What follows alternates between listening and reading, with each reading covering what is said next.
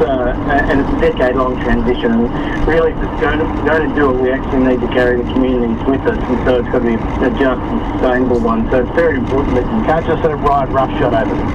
no, we can't do this, something can be done in 12 months and things. So you've got to be conscious around social capital, I know, and so that's the same as in transmission, as it is in some of the land-based sort of carbon farming operations, working on the social capital, making sure that, you've got a good approach to perils and pests and fire, but also that that those benefits are flowing into the community.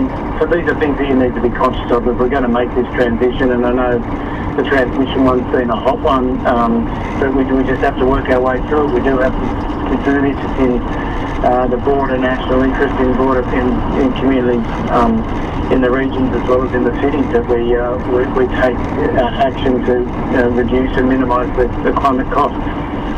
The Greens often talk about the subsidies that the fossil fuel sector get. Do we need to look at things like that in terms of moving away from, the old style economy to a new one? Do we need to change the, tax base there?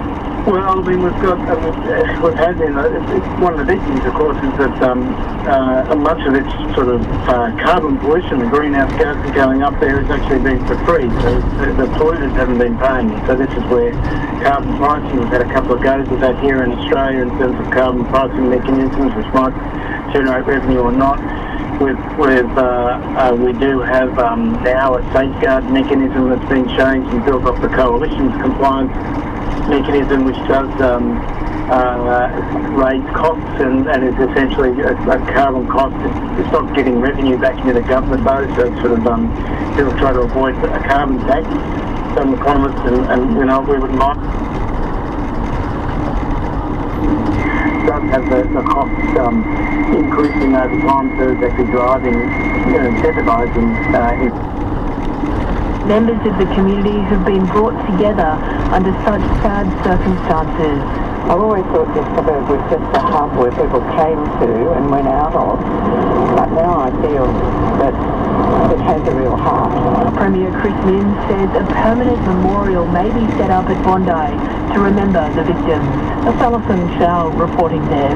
A federal court judge is delivering his judgment in former Liberal staffer Bruce Lehrmann's defamation case against Network 10 and journalist Lisa Wilkinson.